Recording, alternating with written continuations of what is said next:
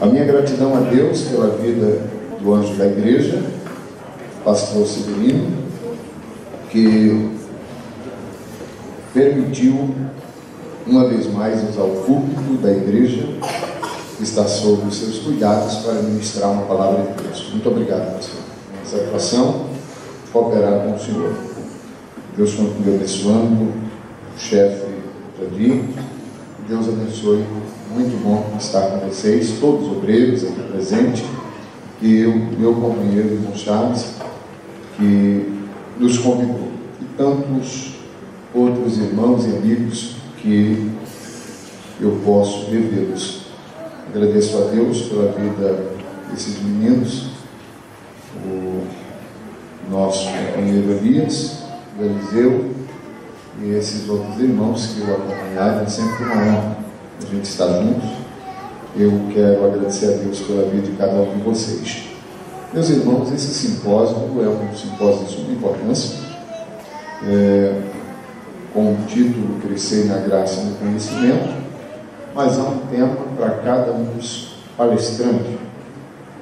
E o Eliseu me mandou ontem um folder e eu pude dar uma olhada na minha matéria, ou seja, o que foi determinado para mim estar falando, e parece que hoje é como viver em abundância e na escassez. É isso mesmo, né? Como viver em abundância e na escassez. E para isso eu quero convidá-los a um texto bíblico. Eu não tenho nenhuma pretensão de trazer nada novo para vocês, simplesmente lembrá-los a palavra de Deus. E eu quero ler um texto bem conhecido, no primeiro livro das Crônicas, capítulo de número 4.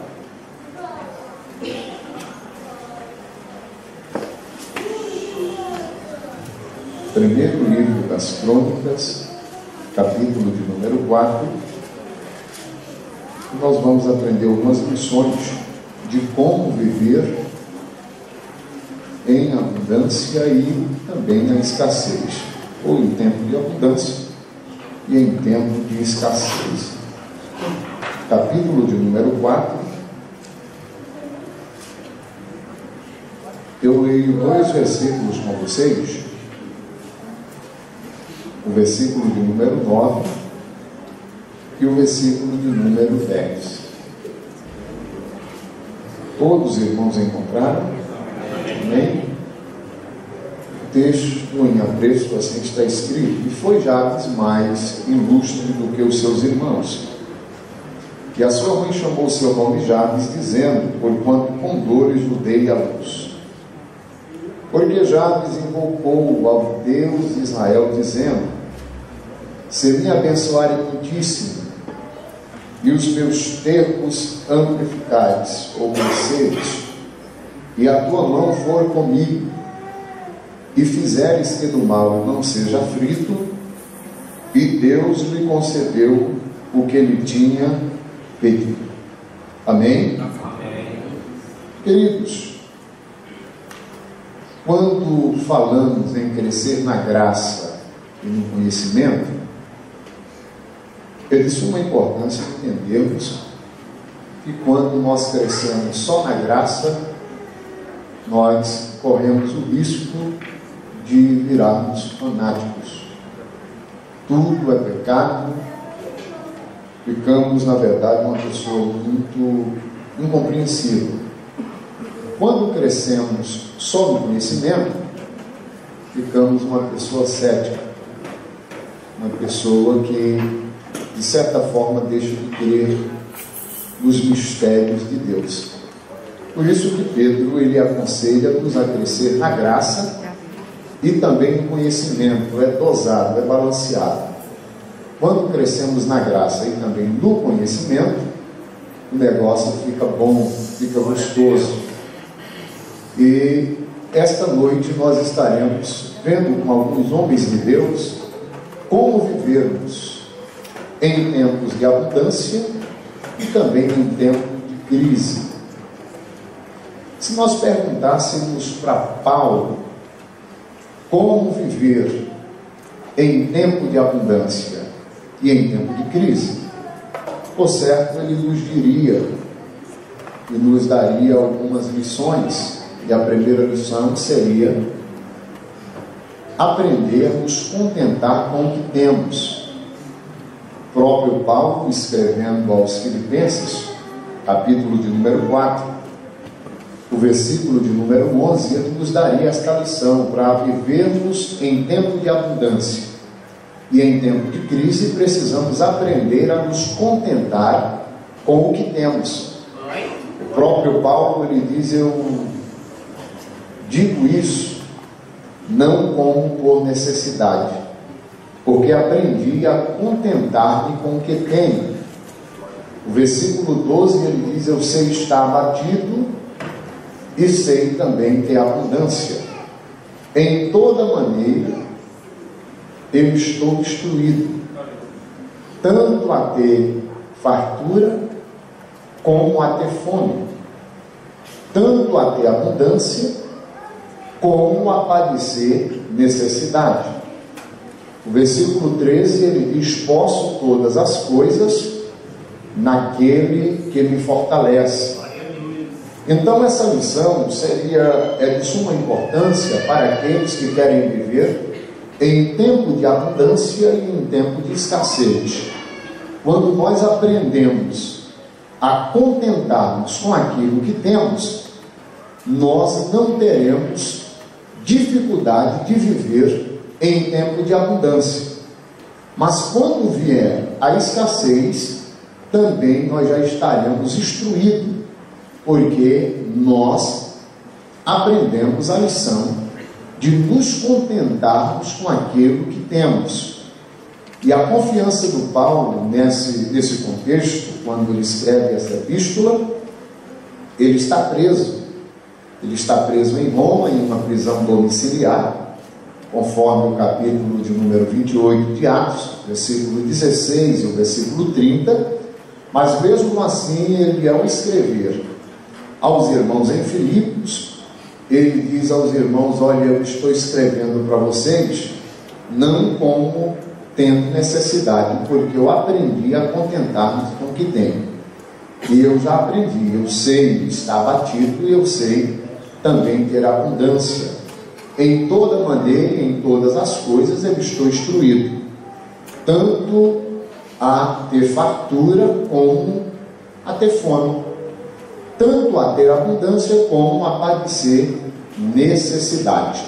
Só que há um detalhe: é que eu posso todas as coisas naquele que me fortalece. O versículo 14, ele diz: todavia fizeste bem em tomar parte comigo nas minhas aflições. O versículo 19, Paulo, com muita confiança, do capítulo 4 da Epístola aos Filipenses, ele diz: mas o meu Deus, segundo as suas riquezas, suprirá toda a vossa necessidade em glória por Cristo Jesus, nosso Senhor. Então, a primeira lição que precisamos aprender, a primeira verdade que precisamos aprender para vivermos em tempo de abundância e também em tempo de escassez, nós precisamos aprender a nos contentar com o que temos. E diga-se de passagem, quantas pessoas descontentes com aquilo que têm. A própria sociedade nos ensina a uma busca incessante. E quantas pessoas estão buscando incessantemente e nunca está satisfeito com aquilo que tem. Nunca está satisfeito com aquilo que possui. E quando vem a escassez, quando vem os problemas, quando surge a adversidade, esta pessoa desaba, porque não aprendeu a contentar-se com o que tem. Portanto, Paulo aqui vai nos dar o exemplo para nós vivermos em tempo de abundância e em tempo de crise ou de escassez. Precisamos primeiro aprender a contentar-nos com o que temos. Se nós perguntássemos ao nosso irmão José: José, como fazer para viver em tempo de abundância e em tempo de escassez? Ele nos ensinaria a lição do Gênesis 41, versículos 34 ao 36. Ele nos ensinaria a guardar, a preservar algumas coisas no tempo de abundância, para que no tempo de escassez nós tivéssemos a provisão. Foi o que ele aconselha ao faraó, dizendo a faraó: olha, faraó, Deus te deu um sonho, e você sonhou com 7 anos de bonança que está para vir, e 7 anos de fome após os 7 anos de bonança.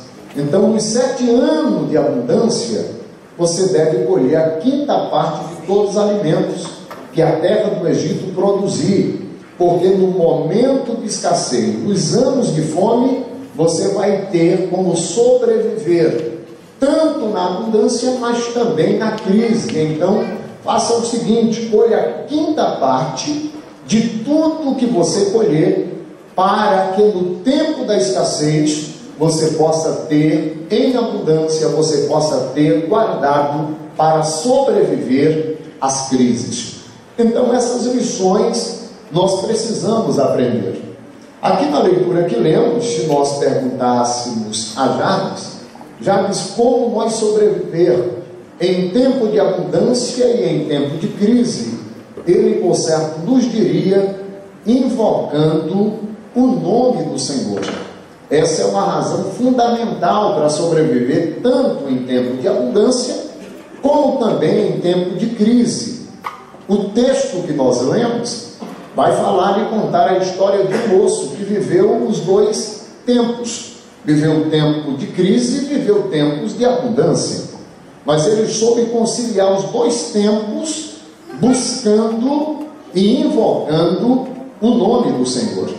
Nós temos aqui nesse capítulo 4, da primeira carta, do primeiro livro das Crônicas, e os versículos 9 e o versículo 10, nós temos uma das histórias mais resumidas de toda a Bíblia Sagrada. A Bíblia vai nos contar aqui a história de um moço que viveu esses 2 extremos. O nome dele é Jabes.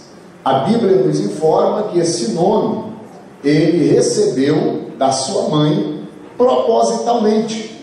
Esse nome Jabes no original significa causador de dores, ou aquele que causa dores. Ele recebe esse nome porque no processo da gravidez da sua mãe, ela sofreu muito. Diz os estudiosos que ela sofreu grandes dores, e a própria palavra de Deus, na leitura que lemos, traz essa conotação. Quando o menino nasceu, ela propositalmente coloca-lhe o nome causador de dores, porque os nomes bíblicos era colocado dado às circunstâncias que envolvia o processo da gestação ou os acontecimentos que estavam à sua volta. Então, quando este menino nasce, a sua mãe lhe coloca o nome Jabes. E com este nome, este moço já inicia a sua vida, os seus dias de vida, já no tempo de escassez, no tempo de problema. Porque todo mundo, todos os judeus, sabem de fato os significados de nome. Agora imagine esse moço com o nome causador de dores. Aonde ele passava, por certo, muitos olhavam e diziam: ali está o Jabes, o causador de dores. A sua mãe lhe coloca esse nome proposital. Mas o Jabes, ele descobre algo importante. Ele decide invocar o nome do Senhor. Ele descobre que invocando o nome do Senhor, ele sairia do tempo de escassez para uma vida de abundância em Deus, o Senhor dos exércitos. Então ele invoca o nome do Senhor. E o texto vai nos informar que Jabes ele foi mais ilustre do que os seus irmãos. Essa expressão ilustre significa aquele que recebe característica digna de honra. Então observe que Jabes ele foi mais honrado, mais visto, mais contemplado do que os seus irmãos. Agora, o que leva este moço a se tornar ilustre? O que levou Jabes a se tornar alguém mais influente do que os seus irmãos? O seu nome não foi o seu nome que lhe deu esta oportunidade dele sair de um tempo, de uma vida de escassez, para uma vida de abundância. O motivo de Jabes se tornar ilustre também não foi pelo fato dele vir da tribo de Judá, e nem tampouco pelo fato dele ser da família de Boaz, ou um dos filhos de Anube. Não. O que leva este moço a se tornar ilustre está no versículo de número 10. Porque Jabes invocou ao Senhor, ou ao Deus de Israel. A palavra invocar, no dicionário bíblico Orlando Boy, vai nos informar que esta palavra significa chamar Deus para perto de si, ou pedir Deus que venha em seu auxílio. Então nós vamos entender que o resultado da abundância na vida de Jabes deu-se pelo fato dele ter invocado ao nome do Senhor. Em outras palavras, ter chamado Deus para perto de si. E quando nós observamos a raiz etimológica desta palavra invocar, que quer dizer chamar Deus para perto de si, logo nós podemos entender que teve um homem na Bíblia que não teve a necessidade de invocar. Esse homem foi o irmão Adão. Enquanto ele se manteve firme diante de Deus, Adão não teve a obrigação de invocar enquanto ele estava no jardim do Éden, porque o capítulo 3 do Gênesis, versículo de número 8 e o 9, informa-nos o texto que na viração do dia o Senhor Deus vinha falar com Adão. Então, se invocar é chamar Deus para perto de si. Enquanto Adão se manteve firme na presença de Deus, ele não teve a necessidade de invocar, porque toda a viração do dia Deus vinha falar com ele. Porém, quando nós observamos o capítulo 2 do livro do Gênesis, versículo de número 8, a Bíblia vai nos informar que foi Deus quem plantou o jardim do Éden. O versículo 9 diz que Deus fez brotar toda árvore boa para se dar fruto, inclusive a árvore da vida e a árvore da ciência do bem e do mal. Estava lá, o próprio Deus plantou. Os versículos 10, 11, 12, 13 e 14, a Bíblia informa-nos que Deus fez com que um rio saísse para regar o jardim do Éden, e esse rio ele se dividiu em 4 braços. O nome do primeiro era Pison, o segundo Gion, o terceiro Hidekel e o quarto era Eufrate. O versículo 15 do capítulo 2 do Gênesis diz o texto que Deus coloca o homem ali que ele havia criado, para que o homem lavrasse o jardim e guardasse o jardim. O versículo 16, o Senhor Deus diz ao homem: de toda árvore que está no jardim você coma dela livremente, mas da árvore que está no meio do jardim não coma dela, porque no dia em que você comer, certamente morrerás.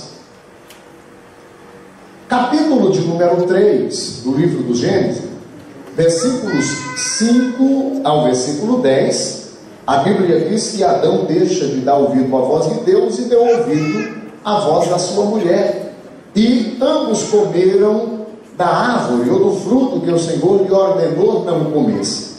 Quando isso acontece, os seus olhos foram abertos e eles perceberam que estavam nus.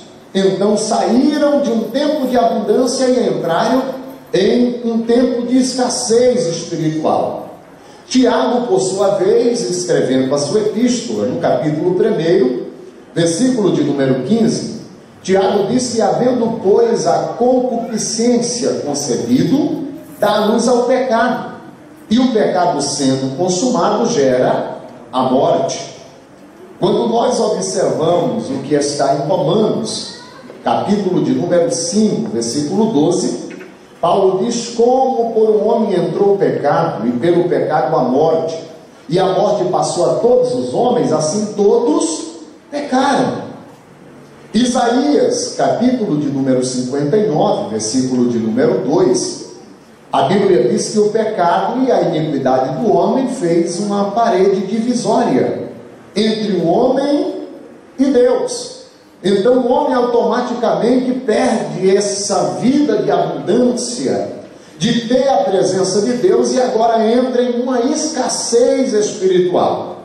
Até mesmo porque o capítulo 3 de Romanos, versículo 23, a Bíblia diz que todos pecaram e destituídos estão da glória de Deus. Lamentações de Jeremias, capítulo 3, versículo de número 39, Jeremias faz um questionamento dizendo: de que se queixa-se o homem vivente? Queixe-se cada um dos seus próprios pecados. Capítulo 3 da Epístola aos Romanos, ou melhor, capítulo 6 e o versículo de número 23, Paulo vem dizer que o salário do pecado é a morte, mas o dom gratuito de Deus é a vida eterna. Então nós percebemos que desde o início de tudo, o homem, ele perde, ele vive essas duas consequências. Ele sai de uma vida de abundância, de ter a presença de Deus, de andar com Deus todo o pôr do sol, de ter Deus passeando com ele no jardim do Éden. É uma vida de grande abundância. Porém o homem perde esse privilégio e entra em uma escassez. E a partir do momento em que o homem é lançado do jardim do Éden, o homem perdeu esse privilégio. Capítulo 4 do livro do Gênesis, a partir do versículo 1 ao versículo 10, acontece a primeira catástrofe, a primeira morte. A Bíblia nos mostra ali o Caim matando seu irmão Abel. Capítulo de número 4 do livro do Gênesis, versículo 25, como é um simpósio, é uma palestra, então nós precisamos usar a Bíblia para entender como viver esse tempo de abundância e o tempo de escassez, o que a Bíblia fala a respeito.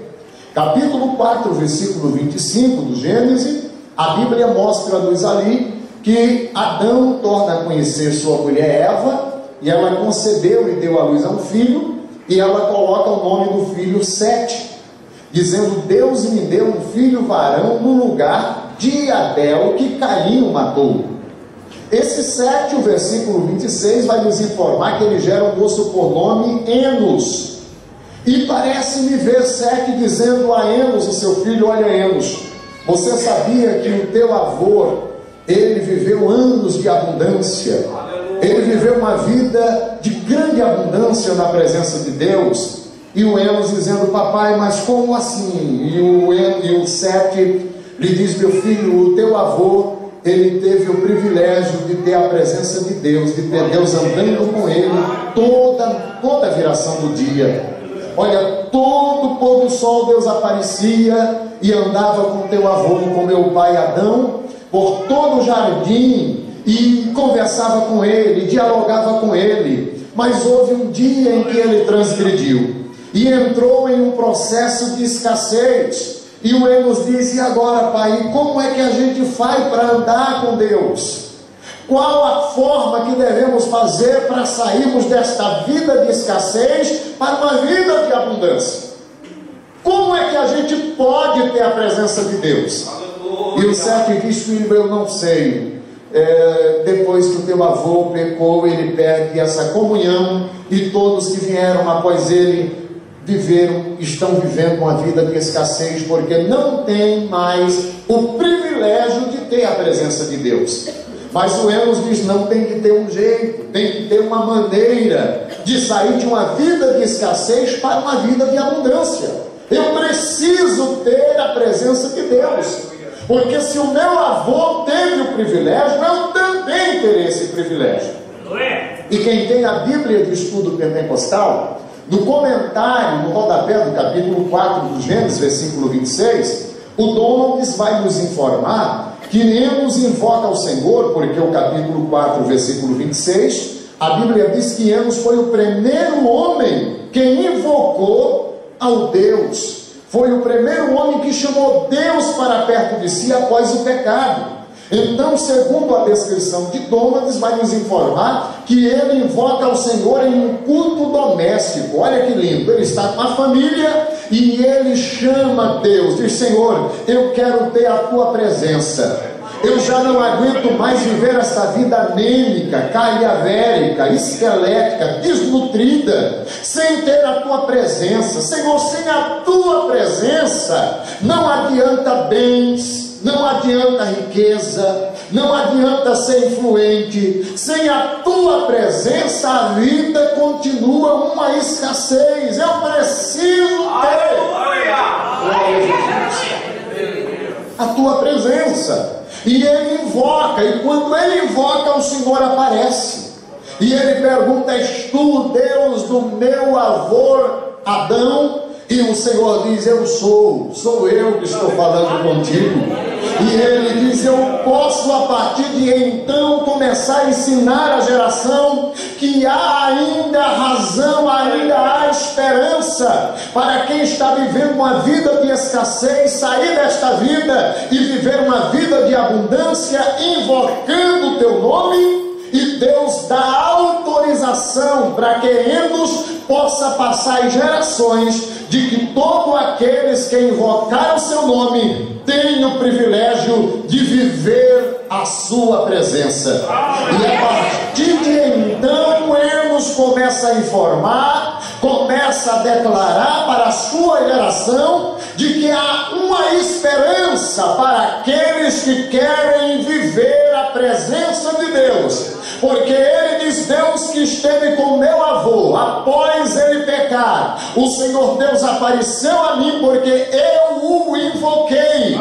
E todos que o invocar também terá a presença do Senhor, terá a graça do Senhor, terá o Senhor falando com ele, andando com ele, porque todos que invocam ao seu nome terá a sua presença com ele. Louvado seja o seu nome. E é de suma importância nós observarmos o capítulo de número 5 do livro do Gênesis, a partir do versículo de número 4. A Bíblia vai nos mostrar a vida de homens que saíram de uma vida de escassez para uma vida de abundância, porque invocaram o nome do Senhor e tiveram a presença de Deus. A Bíblia diz que o Adão, ele gerou Sete. O Sete, ele gerou a Enos. Enos foi o primeiro homem que invoca o nome do Senhor, mas Enos, ele gera um moço por nome Cainã. O Cainã gerou um moço por nome Maalalel. O Maalalel gera um moço por nome Jared. Jared gera um moço por nome Enoque. E esses homens vão ensinando nas suas gerações que é possível ter a presença de Deus aqueles que invocam o seu nome. Tanto é que o capítulo 5 do Gênesis, o versículo 22, a Bíblia diz que Enoque andou com Deus, e andar com Deus é só para aqueles que invocam o nome do Senhor.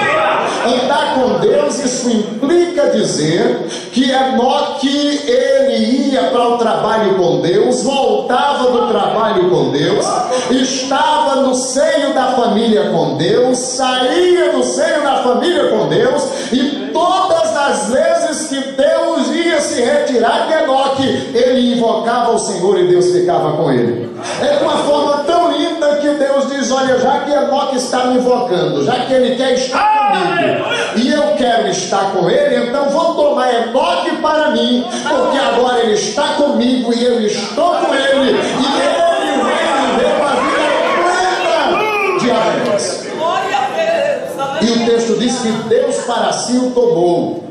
Talvez tenha alguém me ouvindo e possa estar questionando: pastor, mas viver uma vida de abundância assim com Deus é impossível em meio ou em pleno século 21. Deixa eu te dizer uma coisa: é possível andar com Deus e ter uma vida de abundância em pleno século 21, porque se você buscar o contexto histórico da época de Enoque, Enoque construiu família, Enoque trabalhou como nós trabalhamos, Enoque viveu em uma geração corrompida a ponto de Deus destruir com o dilúvio. Enoque viveu época em que homens cruéis e sanguinário já habitava na terra, mas mesmo assim ele viveu uma vida de abundância e andou com Deus. Então deixa eu dizer uma coisa, está chegando o momento da gente parar de arrumar subterfúgio para não viver uma vida de abundância com Deus.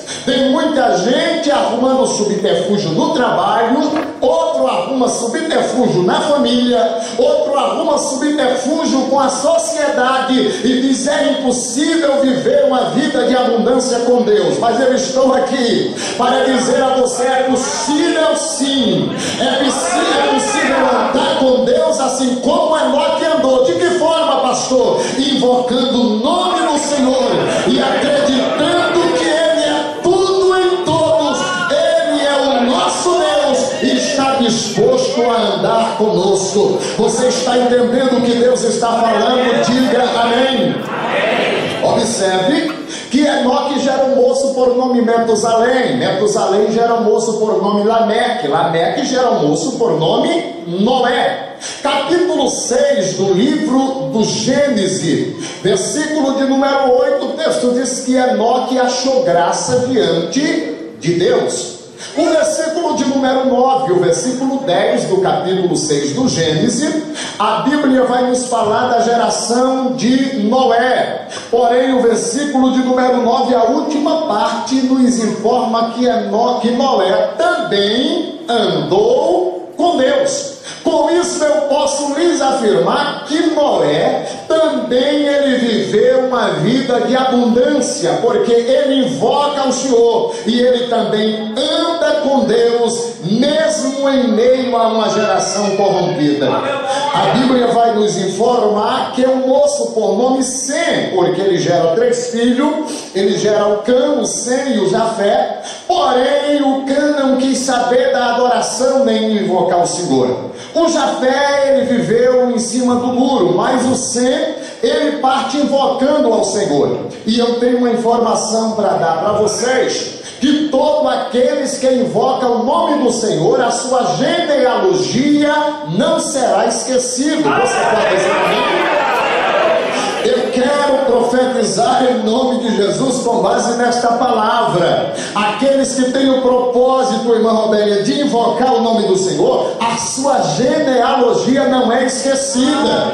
Você está aqui, não é bondade sua. Você está aqui porque alguém dos teus antepassados orou ao Senhor, invocou ao Senhor, intercedeu ao Senhor, e você está de pé aqui. E se você continuar intercedendo, invocando ao Senhor, a tua genealogia também não vai ser esquecida, porque a genealogia daqueles que invocam o Senhor sempre se mantém de pé, sempre avança. 1000 cai ao lado, 10.000 à direita, mas você com a tua casa não será atingido, porque quem invoca tem a proteção do Todo-Poderoso. Louvado seja o seu nome. E a Bíblia vai nos mostrar o capítulo 11 do Gênesis. Capítulo 11 do Gênesis, a partir do versículo 11 ao versículo de número 30, a genealogia de Sem, porque quem invoca, a sua genealogia não será esquecida. Você não vai encontrar muito a genealogia de Cã, você não vai ouvir falar da genealogia de Jafé, mas Sem, a Bíblia vai contar a sua genealogia. Capítulo 11, versículo 11, a Bíblia diz que Sem gerou a Farxade.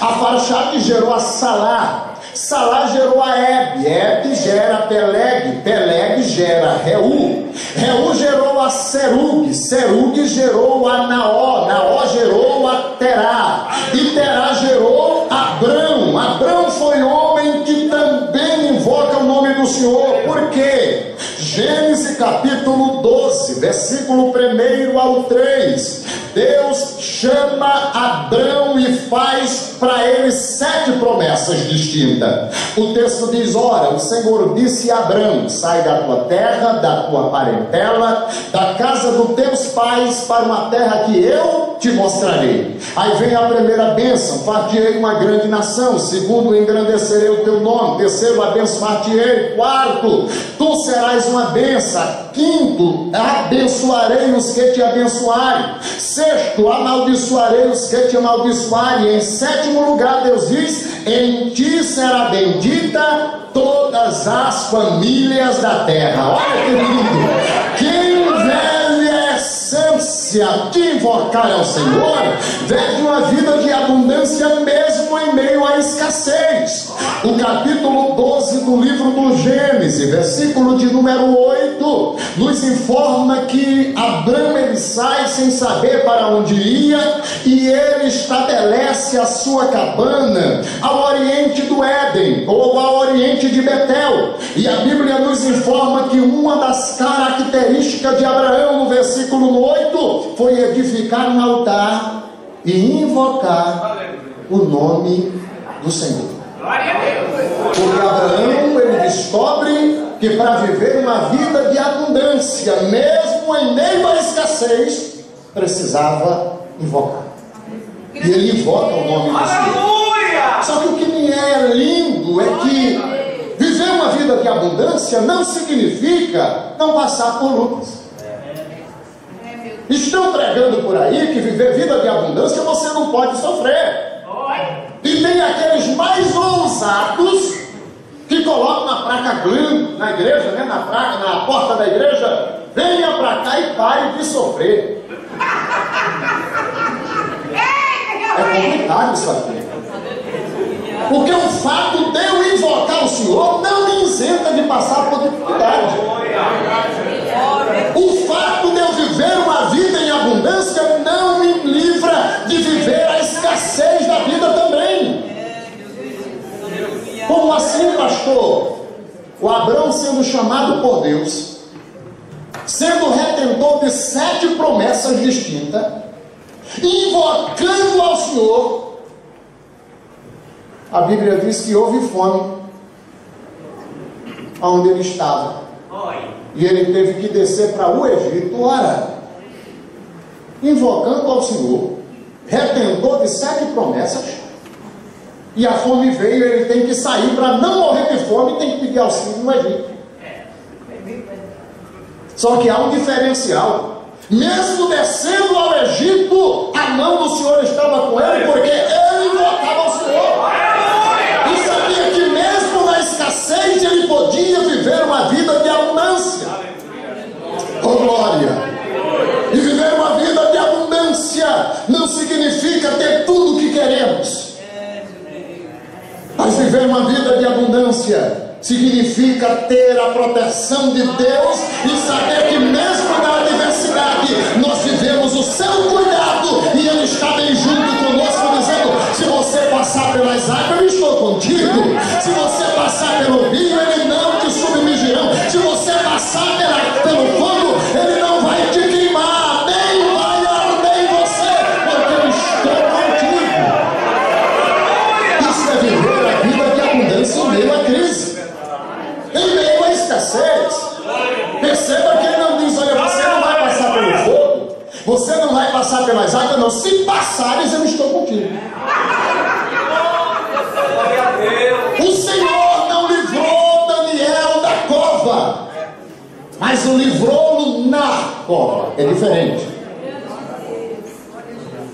O Senhor não livrou Sadraque, Mesaque e Abednego da fornalha, mas livrou-nos dentro da fornalha. O milagre fica maior. Tem coisa que Deus permite, tem escassez que vem para a nossa vida, para que a abundância seja maior. Oh glória! Tem crente que já está entendendo o que Deus está falando. Se Deus tem livrado Sadraque, Mesaque e Abednego, aliás, o nome desses meninos não são esses, são nomes pagãos: o Daniel, Ananias, Misael e Azarias. Esses meninos de entrarem na fornalha, Deus podia livrar? Não podia. Só que a abundância está lá dentro. É eles ser lançados lá dentro. Quem está levando eles morreram só antes de chegar, e eles estarem lá dentro, e antes dele entrar lá dentro, o Senhor já está lá. A gente costuma pregar e a gente costuma louvar do quarto homem da fornalha, mas isso eu não sei se é correto. Ele não é o quarto, ele é o primeiro. Se ele fosse o quarto homem, os três tinham morrido, porque ele tinha chegado em quarto lugar, ele chegou primeiro. Ô glória! Ô glória! Então deixa eu te dizer uma coisa: o Senhor me trouxe aqui esta noite para nos ensinar a viver uma vida de abundância mesmo na escassez, a nos ensinar a acreditar na sua palavra, mesmo que sejamos jogados no fogo, porque lá no fogo ele já está nos aguardando. O Senhor quer nos ensinar a viver vida de abundância mesmo sendo jogado na cova, porque lá na cova ele vai enviar o seu anjo. Então Abraão, mesmo passando e tendo as promessas e invocando ao Senhor, ele tem que descer ao Egito. Só que o capítulo 13 do Gênesis, versículo de número 4, quando ele regressa do Egito, ele diz: eu tenho que ir para um lugar. Diz: para onde é que você vai, Abraão? Ele disse: eu vou para o mesmo lugar que eu edifiquei o altar, que eu preciso invocar o Senhor. Aleluia! Invocar implica dizer que Abraão pedia a direção: Senhor, e agora? Para onde é que eu vou? O que é que eu faço? O que é que o Senhor determina? Um dos grandes problemas nossos é que a gente só consulta o Senhor quando a gente se quebra todo. A gente primeiro projeta, faz, quando não dá certo a gente consulta. Abraão é diferente. Abraão ensina que o altar é móvel. Aonde ele ia, ele levava o altar para invocar o Senhor. Tem gente querendo só invocar dentro da igreja. Para viver uma vida de abundância, mesmo na escassez, é preciso ter um altar móvel. Com isso eu preciso informar que o meu e o teu altar não deve ser edificado só na igreja. Você pode edificar o teu altar na tua casa, lavando a tua louça, lavando a roupa. Você pode edificar o altar lá na empresa, trabalhando e edificando o altar, lá na faculdade, dirigindo o teu carro, dentro do ônibus. Eita maravilha! O altar é móvel, aonde você chegar, edifique o altar e invoca o Senhor. Aleluia! E o que me encanta dessa história é que Abraão, ele não só invoca, mas ele ensina aos seus filhos. Porque o capítulo de número 26 do Gênesis, no versículo 25, eu encontro ali o Isaac, filho do Abraão, também edificando um altar e invocando o nome do Senhor. É o que diz o capítulo 26, o versículo 25, que ele edifica um altar e invocou o nome do Senhor. Mas o que é lindo é que o Isaac também ensina aos seus filhos. Porque no capítulo 25 do Gênesis, versículo 25 e o 26, Isaac gera dois filhos. Primeiro Esaú, segundo Jacó. Ele ensina os meninos a invocar o Senhor.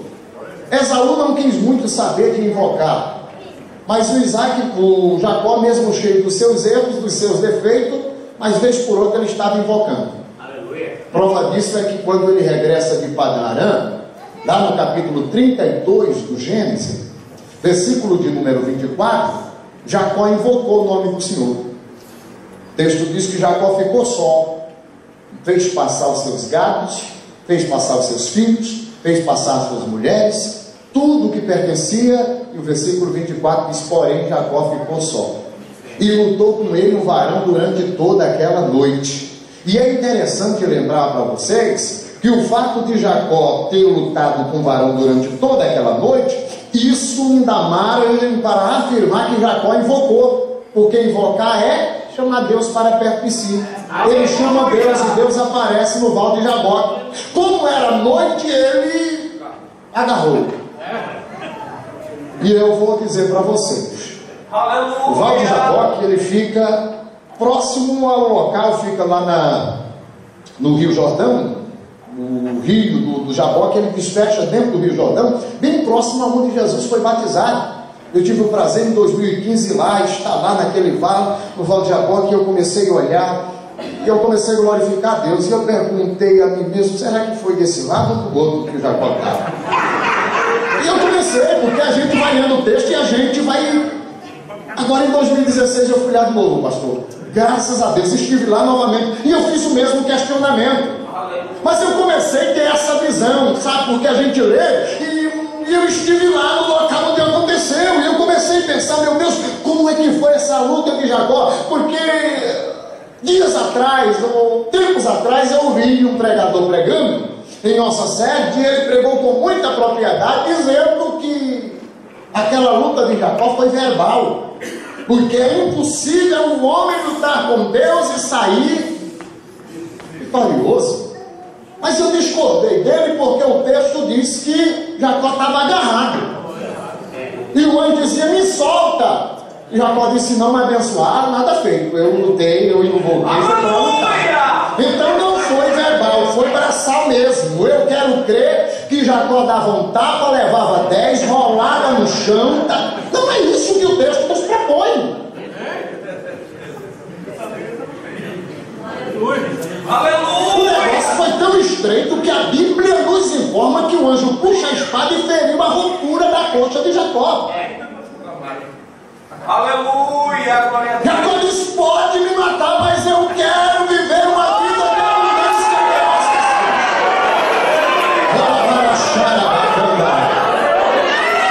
Mas como assim, Jacó, você quer viver uma vida de abundância em tempo de escassez? Você é rico? Sou. Jacó tinha gado, Jacó tinha ovelha, Jacó tinha filhos, Jacó tinha filha, Jacó tinha mulheres, Jacó tinha muito ouro, muita prata, muitos servos, mas ainda estava vivendo uma vida de escassez, mesmo tendo abundância. Aleluia! Com isso nós precisamos entender que vida abundante não significa ter bens materiais. Jacó tinha tudo isso, mas estava numa escassez espiritual. E aí o anjo pergunta para ele, qual é o teu nome? Foi a pergunta mais difícil que Jacó ouviu, porque para o pai, ele mentiu dizendo que era o Esaú. Para o tio Labão, ele mentiu dizendo que foi roubado. Matiel Henry diz que chega a hora que diante da verdade, a mentira cai por terra. O Senhor está perguntando, me fala uma coisa, camarada, qual é o teu nome? Ou seja, qual a tua identidade? Quem é você? Glória a Deus! E Jacó, ele falou a verdade, porque ele está diante da verdade. E parece-me ver Jacó dizendo, eu estou abençoado, eu tenho gado, eu tenho ovelhas, eu tenho mulheres, eu tenho ouro, eu tenho prata, mas eu continuo sendo Jacó. Aleluia! E o anjo diz, não será mais o teu nome Jacó, mas Israel será o teu nome, porque com os homens e com Deus lutaste e prevaleceste. Jacó diz, quem é você? Qual é o teu nome? Ele diz, Jacó, eu te abençoo. Não precisa saber meu nome não. Eu te abençoo e sumiu. E Jacó fica pensando, ele não me disse o nome, mas ele me abençoou. Se ele me abençoou, só quem abençoa é o dono da bênção. Gente, eu vou chamar o nome desse lugar Peniel, porque eu tenho visto Deus face a face e minha alma foi salva. Ele não me disse o nome, mas ele é Deus.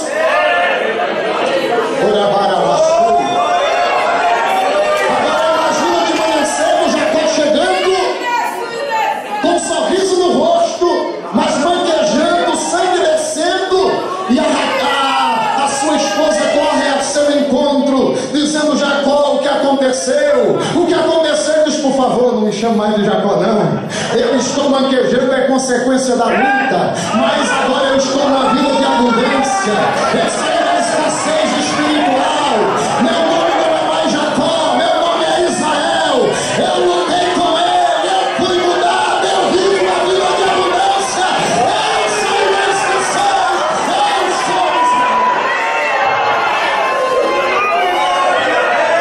O Senhor nos convida esta noite a sair de uma vida de escassez escassez espiritual para viver uma vida de abundância. Tem gente que vai sair mancando daqui esta noite, mas vai sair abençoado. Se você crê, levante esta mão aos céus e agradeça a Deus.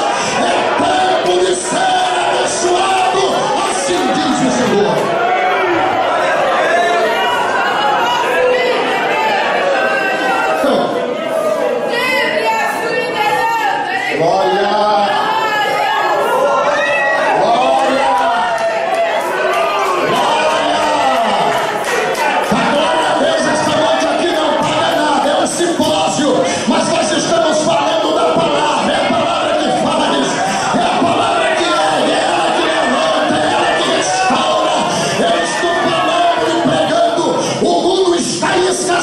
Mas o Senhor nos chama para viver uma vida de abundância, uma vida regada pela sua presença, assim como Ele fez com Jacó.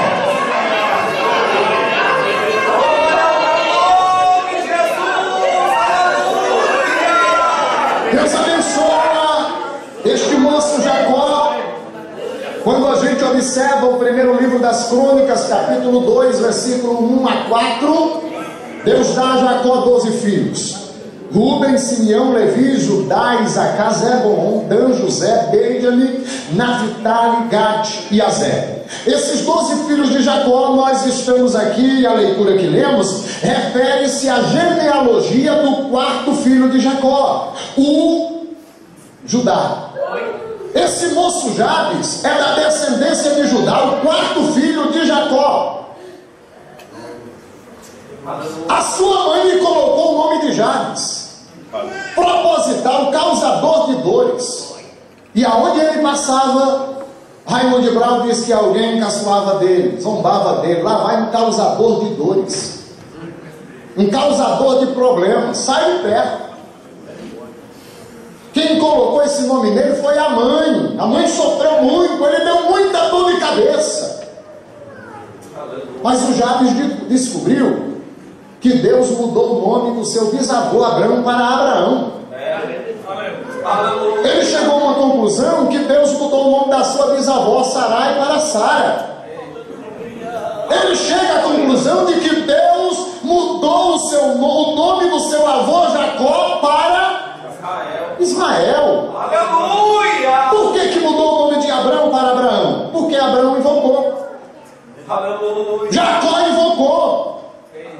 Aí Jabes tem uma forma de eu ser abençoado e sair dessa escassez espiritual para uma vida em abundância. Aleluia! E a leitura que lemos, o texto diz: porque Jabes invocou. E eu acho lindo quando leio o Salmo 18, verso 6. O salmista disse: eu estava em angústia, em aperto, mas invoquei ao Senhor, e Ele do seu templo ouviu a minha voz. Joel capítulo 2, versículo 32, Joel disse: há de ser que todos aqueles que invocar o nome do Senhor será salvo. Isaías capítulo 55, versículo 6, o profeta diz: buscai ao Senhor enquanto se pode achar e invocai-o enquanto está perto. Salmos de número 50, verso 15, o Senhor diz: invoca-me no dia da angústia e eu te livrarei e tu me glorificarás.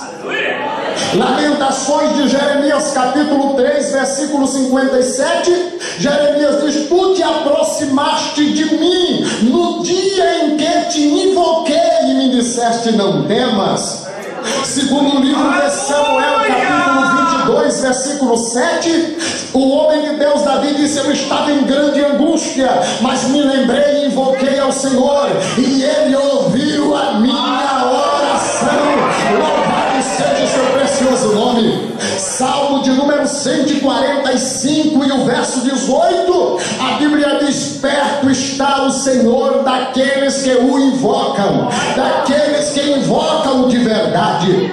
Lá no livro de Atos capítulo de número 2, versículo de número 21, a Bíblia diz: e todo aquele que invocar o nome do Senhor, este será salvo. Lá no capítulo de número 10 de Romanos, versículo 13, a Bíblia diz: e há de ser que todo todo aquele que invocar o nome do Senhor Deus, este será salvo. Então, se nós quisermos viver uma vida de abundância, mesmo em meio à escassez, o remédio é invocar, chamar Deus para perto de si, e Deus vai se apresentar. E quando Deus ele se apresenta, ele diz: o que é que você quer? É o que ele disse a Jabes. Jabes, e aí? Invocou, ele disse: invoquei. O que você precisa? Ele disse: Senhor, eu vou pedir 4 coisas ao Senhor. Eu disse: pode pedir. Invocou, eu dou presente. O que é que você quer? Primeiro pedido de Jabes, versículo 10: eu quero que o Senhor me abençoe. Só que eu não quero ser abençoado, eu quero ser abençoado muitíssimo. Glória a Deus. Gente, parece que Jabes queria só para ele, né? Era ousado. Mas você sabe o que é que Jabes descobre? Provérbios capítulo 10, versículo 22 diz que a bênção do Senhor é quem enriquece, e elas não acrescentam dores. Se a bênção do Senhor enriquece e ela não acrescenta dor, Jabes diz: Senhor, então me abençoe muitíssimo. Meu nome é causador de dores, mas a tua bênção não acrescenta dores, então me abençoa muitíssimo. Eu quero bênção, mas eu quero bastante. Porque na circunstância de Jabes, se ele fosse abençoado um pouquinho, natural, ninguém ia perceber. Então ele disse: Senhor, a circunstância que eu estou, todo mundo me conhece como causador de dores, causador de problemas. Então me abençoa muitíssimo, porque quando alguém olhar, não vai me chamar mais de Jabes, vai me chamar de ilustre. Aleluia! Sim, senhor, irmãos. Sim, senhor, patrão. Sim, senhor, reverendo. Ninguém queria mais chamar de Jabes, era de ilustre, porque ele foi abençoado muitíssimo. Deixa eu dizer algo para vocês aqui esta noite. Glória a Deus. O desejo de Deus é de nos abençoar muitíssimo. Aleluia. Ele tem bênção para distribuir Aleluia. para a Glória sua a igreja. Deus. Eu não estou aqui pregando teologia da prosperidade, mas eu estou falando de um Deus que prospera. Eu estou falando de um Deus que nos faz viver em abundância espiritual, material. Porque lá em Juízes 1:15, como também Josué 15:18, vai falar do mesmo texto de uma moça por nome Axa, que recebe do seu pai Caleb uma terra seca, sem fonte, e ela chega e vai ao seu pai e pediu ao pai, diz: papai, o Senhor me deu uma terra seca, não tem fonte, eu quero que o Senhor me dê uma bênção. E a Bíblia diz que Caleb deu para Axa fontes inferiores e fontes superiores.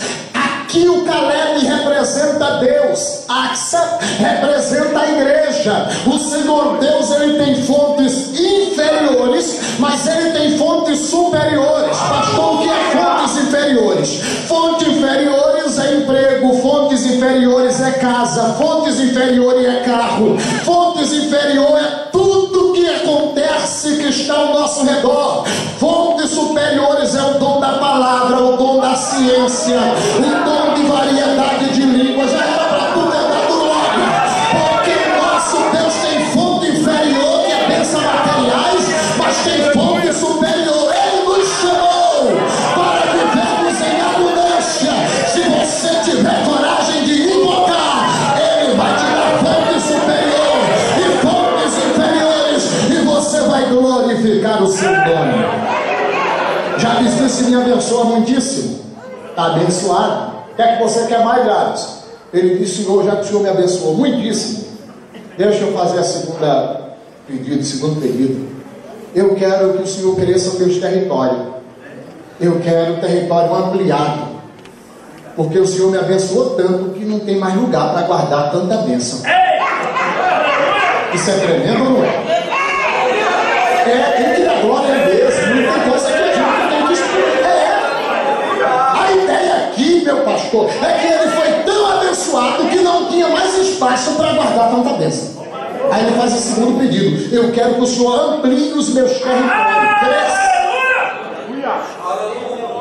Porque tem crente, a Bíblia diz que nós pedimos, não recebemos, porque pedimos. Como é isso, pastor? Você está pedindo um carro a Deus, mas não tirou a habilitação ainda. Ele vai dar? Não.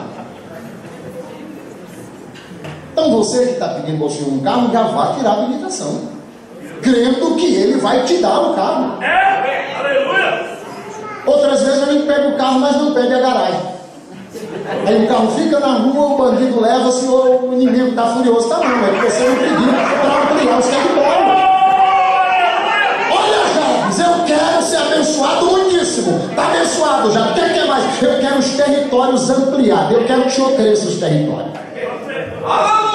Isaías 54:2 diz: amplia o lugar da tua tenda, e as cortinas da tua habitação se estendam. Firma bem as tuas estacas, larga as tuas cordas, porque vem bênção para ti, para a tua prosperidade. Eles vão possuir terra que era desolada, eles vão habitar, eles vão povoar. Então começa a ampliar o lugar da tua tenda. Ei, em meio à crise, Deus está dizendo: amplia o lugar da tua tenda.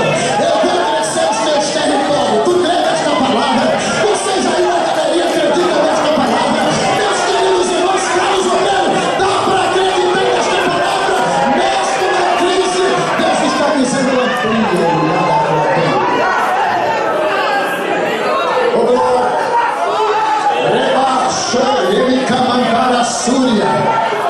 Pastor, mas o negócio está estreito. Aleluia, glória a Deus. Estão levando tudo embora. Vocês lembram lá no capítulo 13 do Gênesis? Versículo 17? Versículo 14, 15, 16, 17, 18. Ló escolheu as campinas que parecia o jardim de Deus e foi embora. Disse: acabei com o titio. Mas Abrão estava no centro, invocável, Ló não invocava. Quando Ló se apartou de Abrão, Deus disse: Abrão, levanta e percorre a terra no seu comprimento e na sua largura, e aonde você pisar o pé, eu te dou a você e a sua descendência. Joséfo disse que de manhã cedo o velhinho acordou e saiu pisando: isso é meu, isso aqui é meu, Deus me deu, isso é meu. E foi pisando e andando. E alguém disse: Abrão, está todo, está nada. Ele está dizendo: amplia o lugar da tua tenda, onde você pisar é teu. E ele vai, eita glória, esta noite Deus está dizendo para a crente aqui: olha, vai percorrendo, vai pisando aí, a terra que você pisar, se você é um invocador de verdade, ele vai te dar. Acredite no poder da sua palavra, ele está ampliando. Agora seja feito conforme a tua fé. Tem crente que esta noite Deus está dizendo: percorre, ele vai dar 2 pulinhos e disse: aqui está bom, então se contente. Já tem outro que vai começar a percorrer e dizer: Deus, aquilo lá é meu, aquele outro mando é meu, Senhor, eu estou acreditando naquele mistério lá. Tem crente que já está aqui adorando, mas já está acreditando. Maravilha. E vendo longe o que Deus pode fazer. Para abençoar, território crescido, o que é que você quer mais? Ele disse: já que eu estou abençoado muitíssimo, meus territórios cresceram, alguém vai crescer o olho no que é meu. Senhor, então eu quero a tua mão comigo. É o terceiro pedido. Quando ele pede a mão do Senhor com ele estava dizendo: eu quero que haja salvação em minha casa.